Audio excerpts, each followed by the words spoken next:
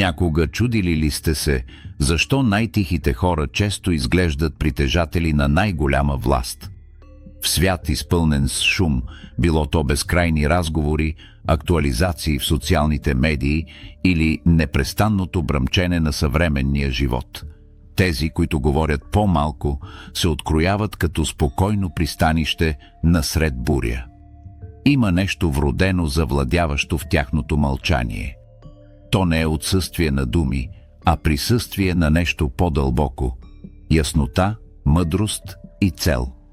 Стоиците, майстори на древната философия, са вярвали, че мълчанието е много повече от празна бездна. То е инструмент за самовглъбяване и разбиране. Марк Аврелий, римският император и стоически философ, веднъж е написал: «Душата се багри с цвета на своите мисли». За тези, които говорят по-малко, мислите им са тяхното платно и те се уверяват, че всеки щрих е преднамерен, смислен и дълбок. Но нека спрем за момент. Защо това е важно за вас? Защото в този забързан и шумен свят, култивирането на чертите на хората, които говорят по-малко, може да промени живота ви. Тези личности не говорят, за да бъдат чути. Те говорят, за да добавят стойност. Те слушат, наблюдават и разбират повече, отколкото другите някога биха могли.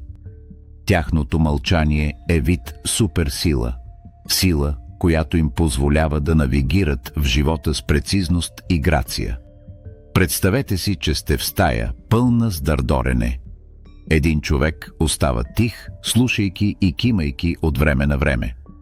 Когато той най-накрая проговори, стаята затихва. Защо? Защото хората знаят, че думите му носят тежест. Това е същността на това, в което се потапяме днес.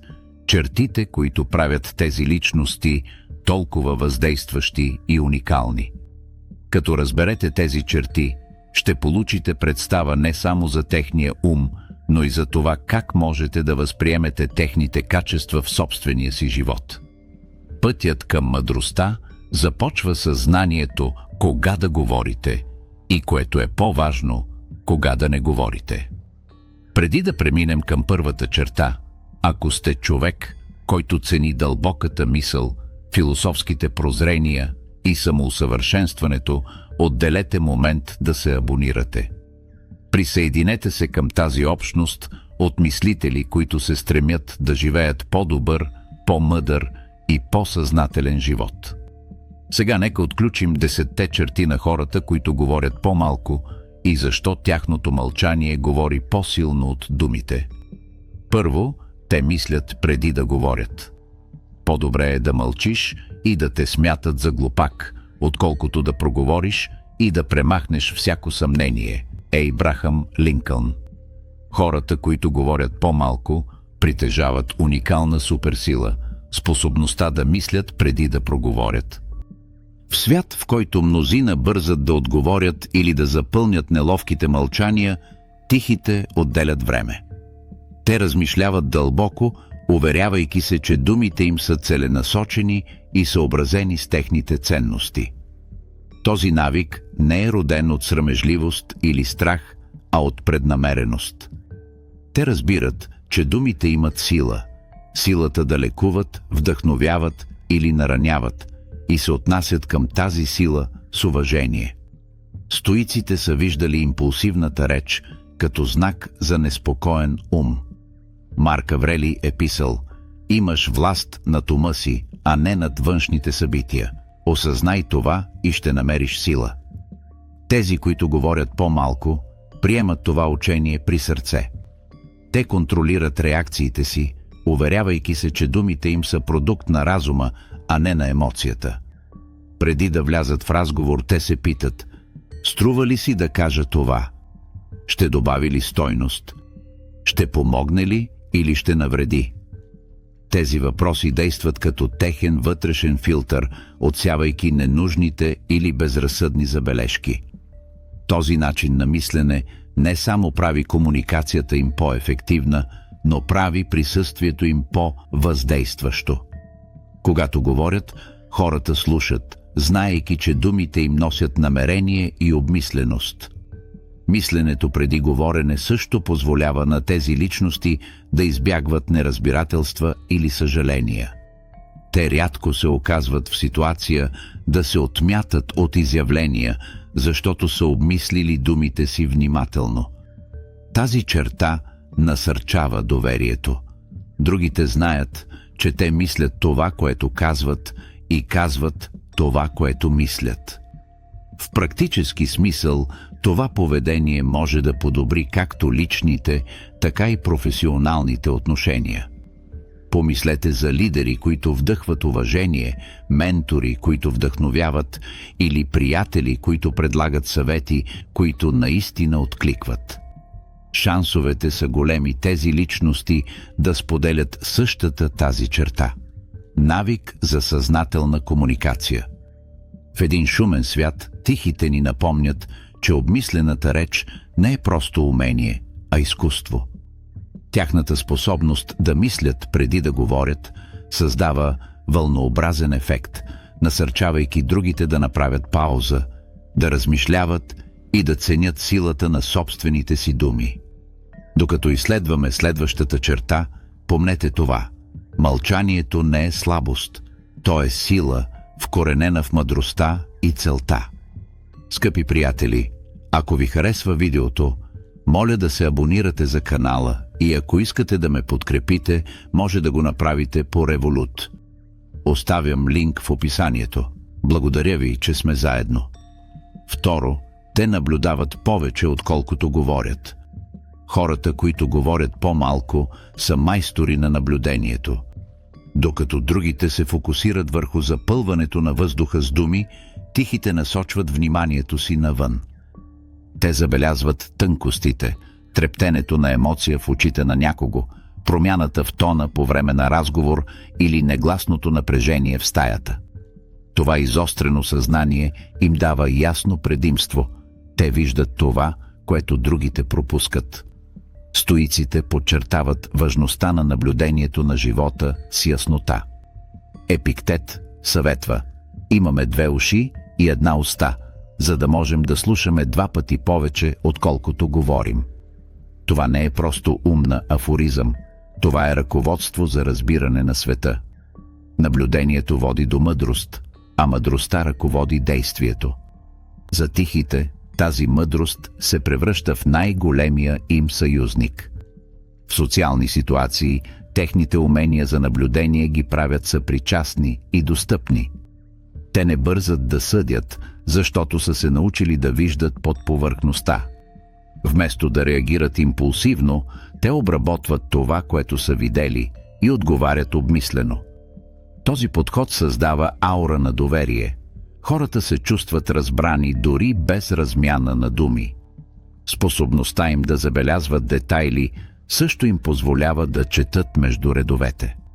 Там, където повечето хора чуват само казаното, тихите чуват онова, което е останало недоизказано.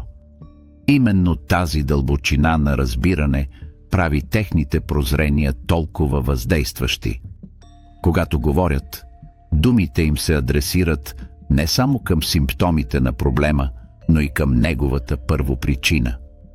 Наблюдението не е ограничено само до хората. То се простира до самия живот. Тихите личности забелязват модели, тенденции и възможности, които другите пренебрегват. Те могат да влязат в стая и да преценят енергията или да наблюдават природата и да извлекат уроци от нейните ритми. Този начин на мислене е в съответствие с стоическите учения, които ни приканват да намираме смисъл в обикновеното. Трето, те ценят дълбочината пред широчината. Тихите личности дават приоритет на качеството пред количеството във всеки аспект от живота си, особено в своите взаимодействия. Докато мнозина се ангажират в повърхностни разговори, за да запълнят празнотата, те предпочитат смислен обмен, който предизвиква ума и обогатява душата. Това предпочитание към дълбочината пред широчината отразява дълбоко разбиране на мимолетната природа на времето и енергията.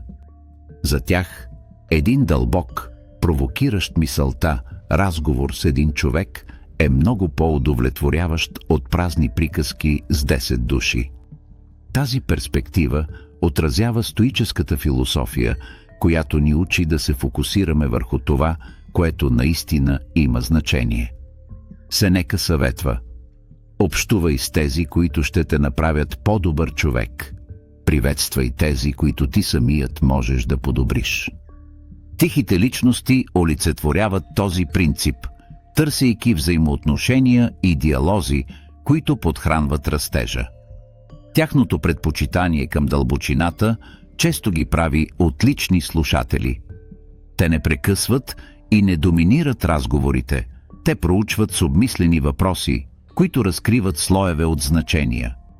Тази способност да копаят по-дълбоко насърчава връзки, които отиват отвъд повърхностното, създавайки връзки, изградени върху доверие и разбиране. Този фокус върху дълбочината се простира и до техните интелектуални стремежи. Те биха предпочели да овладеят една тема, отколкото да плъзнат по повърхността на много. Техният ангажимент към разбирането отразява стоическия стремеж към съвършенство. Като концентрират енергията си, те постигат ниво на прозрение, което повечето пренебрегват в бързината си да обхванат повече територия. Четвърто, те са майстори на самоконтрола. Една от най-определящите черти на хората, които говорят по-малко, е тяхното майсторство над самоконтрола. В свят, който често насърчава импулсивни реакции и незабавни отговори, тихите избират сдържаността. Те разбират огромната сила в това да направят пауза, да размишляват и да се уверят, че думите им съответстват на техните ценности. Стоиците са разглеждали самоконтрола като основа на добродетелния живот. Сенека, виден стоически философ, е писал: проблемът не е, че имаме малко време за живот, а че губим голяма част от него. Губенето на време в спорове, разгорещени думи или необмислени забележки е нещо, което тихите личности съзнателно избягват. Вместо това, те пестят енергията си за действия и думи, които наистина имат значение. Тихите хора не позволяват на емоциите да диктуват речта им. Когато са изправени пред провокация, те се съпротивляват на желанието да отвърнат с думи. Вместо това, те приемат мълчанието като щит, позволяващ им да оценят ситуацията спокойно. Това поведение не е слабост, а дълбока сила. Изисква се повече смелост да останеш тих и самообладан, отколкото да избухнеш в гняв или разочарование. Техният самоконтрол се простира отвъд избягването на ненужни спорове. Той включва и избора на правилното време и място за говорене. Те разбират стойността на времето и контекста, осъзнавайки, че дори най-дълбоките думи могат да останат без ефект, ако бъдат изречени в грешния момент. Като владеят импулсите си, те гарантират, че думите им носят тежест, когато бъдат изречени. Тази черта също подхранва техния вътрешен мир. Те не преиграват разговори, изпълнени със съжаление, или не си пожелават да бяха казали по-малко. Вместо това, те си тръгват от взаимодействията, знаейки, че са останали верни на себе си. Това съответствие с техните ценности повишава увереността им и изгражда доверие в отношенията им. Тихите ни напомнят, че самоконтролът не е в потискането на емоциите, а в конструктивното им канализиране. Те показват, че истинската власт се крие не в доминирането над другите с думи, а в овладяването на собствения ум. Докато изследваме следващата черта, размишлявайте върху моментите, в които сте говорили под влияние на импулс. Представете си въздействието, което бихте могли да имате, ако бяхте направили пауза, размишлявали и говорили с намерение. Пето. Те се чувстват комфортно с мълчанието. Хората, които говорят по-малко, имат необикновена връзка с мълчанието. Докато мнозина намират мълчанието за неудобно или дори обезпокоително, те го приемат като убежище. За тях мълчанието не е празно, то е живо с потенциал.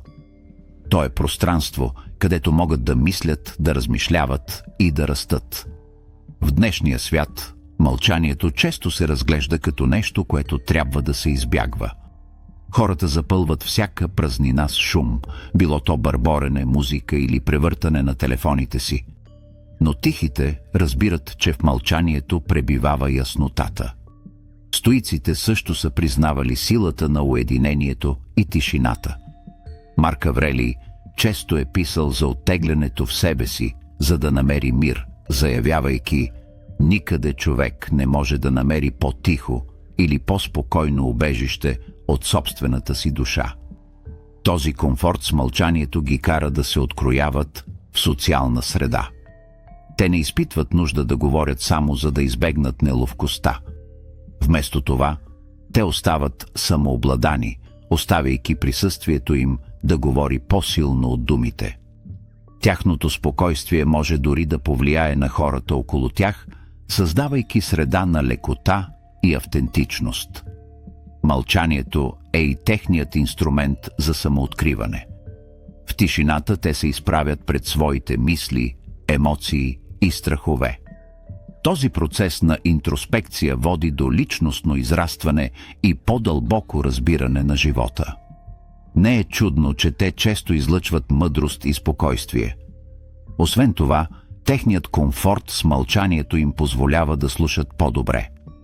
Когато не са заети с измисленето на следващия си отговор, те напълно усвояват това, което казват другите. Това ги прави съпричастни и проницателни, способни да разберат не само думите, но и емоциите и намеренията. 6. Те са отлични слушатели. Хората, които говорят по-малко, са усвоили изкуството на слушането. Умение, което става все по-рядко в днешния забързан и егоцентричен свят. Докато другите бързат да споделят мислите си или да доминират в разговорите, тихите се фокусират върху това наистина да чуят какво казват другите.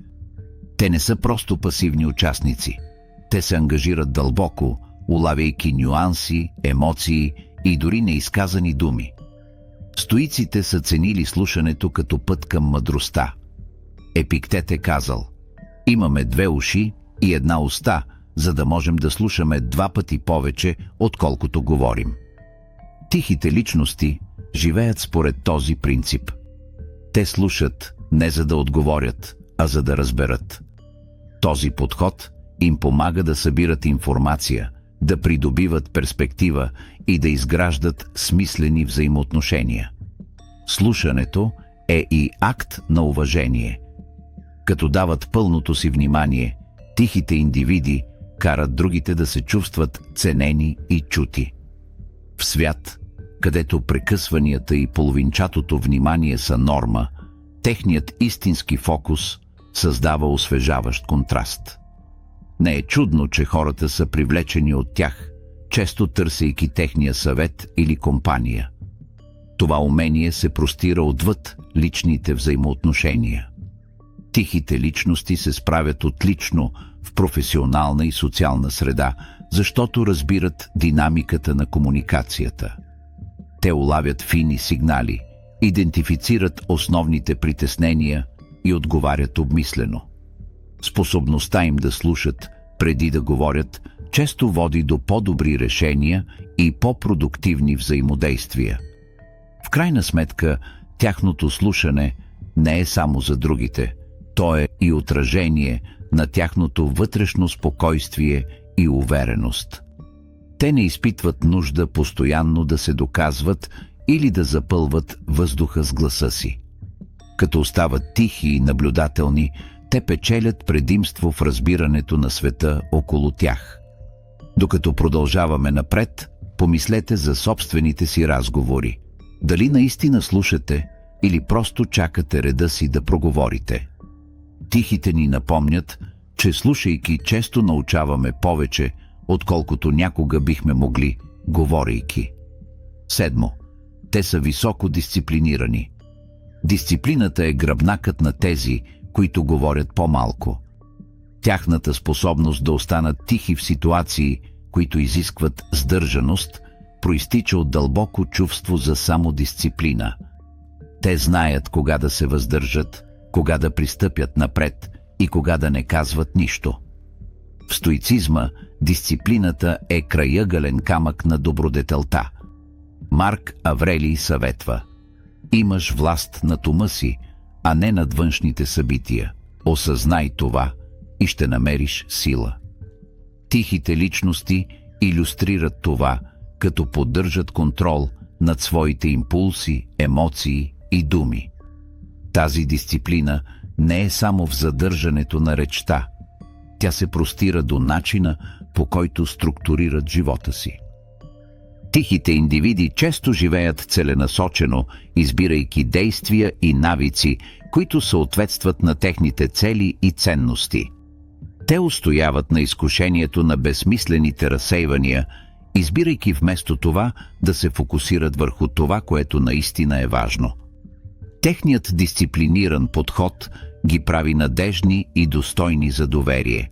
Независимо дали в личния или професионалния им живот, хората знаят, че могат да разчитат на тях.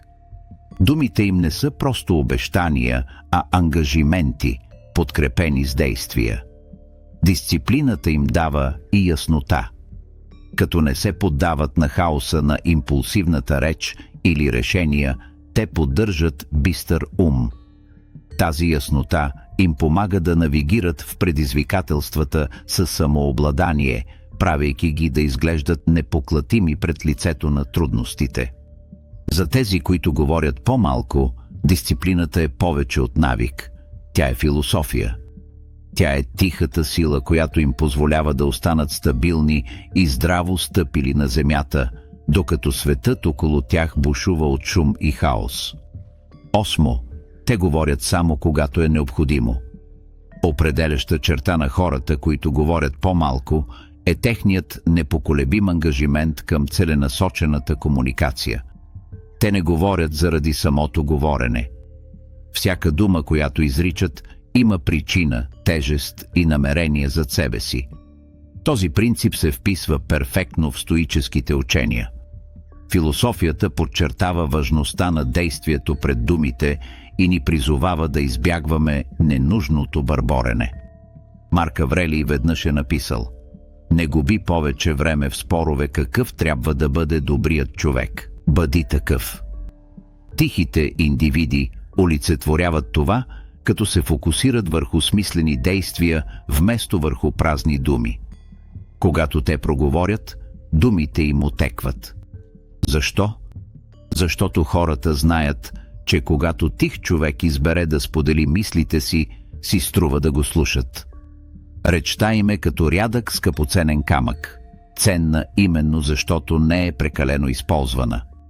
Тази сдържаност се простира и до техните взаимодействия с другите. Те избягват клюки, безсмислени дебати и празни приказки, които често източват енергията и подхранват негативността. Вместо това те пазят думите си за моменти, в които могат да окажат истинско въздействие. Говоренето само когато е необходимо също повишава тяхната надежност. Те не са известни с това, че говорят само за да запълнят тишината, така че когато споделят мнението си, хората обръщат внимание. Този подход изгражда доверие и уважение, тъй като другите ги виждат като обмислени, целенасочени и мъдри.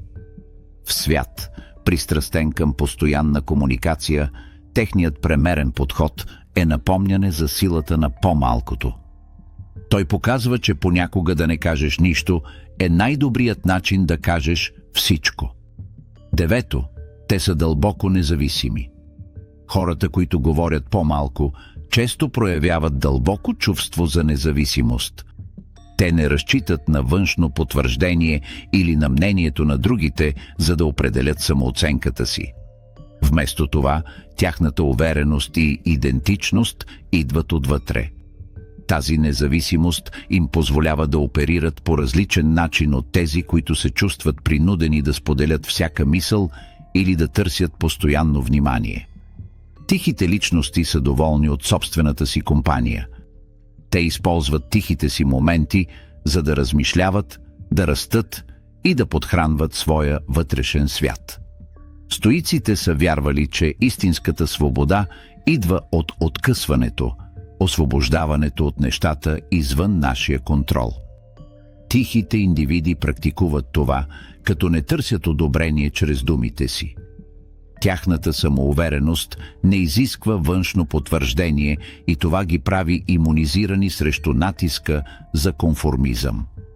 Независимостта им е очевидна и в начина, по който подхождат към проблемите. Те мислят критично, разчитайки на своите наблюдения и вътрешна мъдрост, вместо сляпо да следват тълпата. Тази способност да мислят за себе си ги прави лидери, дори и да не търсят активно лидерски роли. Тяхната тиха независимост не е арогантност. Тя е смирение, вкоренено в самосъзнанието. Те знаят кои са и зад какво стоят и не изпитват нужда да го тръбят навсякъде. Вместо това, техните действия тихо отразяват техните ценности. Докато изследваме последната черта, помнете това: независимостта не е изолация, тя е сила. Тихите ни показват, че истинската свобода започва, когато се научим да разчитаме на себе си. 10. Те са дълбоко интроспективни. Интроспекцията е крайъгълният камък на тези, които говорят по-малко. Те са дълбоко свързани със своето вътрешно аз, постоянно размишлявайки върху своите мисли, емоции и действия. Тяхното мълчание не е празнота, а плодородна почва за самооткриване и личностно израстване. Тази интроспекция е в унисон със стоическата практика на ежедневен самоанализ. В края на всеки ден стоици като Марк Аврелий са оценявали действията си, питайки се дали са живели според принципите си. Тихите личности естествено следват тази практика, използвайки своите тихи моменти, за да оценят живота си и да направят корекции, където е необходимо. Интроспекцията ги прави по-самоосъзнати от повечето хора. Те разбират своите силни страни, слабости и тригери, което им позволява да навигират в живота с яснота и цел. Това самосъзнание ги прави и по-съпричастни, тъй като могат да се свържат с борбите и емоциите на другите на по-дълбоко ниво. Тяхната рефлексивна природа не се ограничава само до тях самите. Те изследват и света около тях. Те поставят под въпрос предположения, предизвикват норми и се стремят да разберат голямата картина. Това любопитство често ги води до дълбоки прозрения, които те използват, за да направляват действията си. В общество, обсебено от външни постижения, техният самоанализ служи като напомняне за важността на вътрешната работа. Те ни показват, че истинският растеж идва не от това, което казваме или правим, а от това колко добре познаваме себе си. Тихите личности доказват, че в тишината има сила, в размисъла има мъдрост, а в мълчанието – трансформация. Докато приключваме, отделете момент да помислите за силата на мълчанието и чертите, които изследвахме. Хората, които говорят по-малко, не са просто тихи заради самата тишина. Те олицетворяват мъдрост, дисциплина и дълбоко разбиране за себе си и света около тях. Те ни напомнят, че не става въпрос за това да казваме повече, а за това да казваме това, което наистина има значение. В един шумен свят, тяхното спокойно присъствие говори красноречиво. Те ни показват, че сдържаността не е слабост, а сила, че мълчанието не е празнота, а яснота и че овладяването на думите ви е в много отношения овладяване на живота ви. Сега Помислете за собствения си път. Как можете да започнете да приемате тези черти в ежедневието си? Дали чрез практикуване на самоконтрол, намиране на комфорт в тишината или говорене с намерение, всяка стъпка, която правите, ви приближава до една по-обмислена и целенасочена версия на самите вас. Ако това видео е откликнало в сърцето ви, не го пазете за себе си. Споделете го с някой, който може да се нуждае от малко стоическа мъдрост в живота си. И ако още не сте го направили, натиснете бутона за абониране, за да не пропуснете още провокиращо мисълта съдържание като това. Заедно ще продължим да изследваме вечните уроци, които ни правят по-силни, по-мъдри и по-устойчиви. Благодарим ви за гледането и помнете, понякога най-мощното нещо, което можете да кажете, е нищо. Ще се видим в следващото видео.